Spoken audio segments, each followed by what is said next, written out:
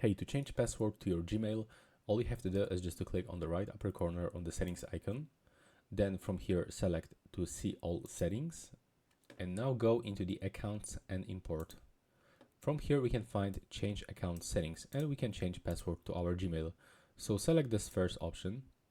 Now you will be moved into the next screen and you have to actually confirm with your current password. Let me just quickly switch to the English. There we go.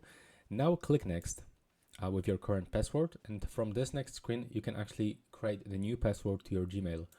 But you have to remember that you are also changing it into your Google account. So there's like no way to change password to only Gmail. You are changing the password for your whole Google account. From here, when you input your password, you have to use at least 8 characters, and it's not recommended to use password from another site or something like there's too obvious like 1 2 3 4 5 6 7 8. So create your new password. If you input something right here and you want to be able to see it, just click here, and the same here. So we have to actually confirm with the same password, and after this you will have to click to change password and follow on screen instructions. And that's all right now. Please subscribe to my channel and see you on the next one.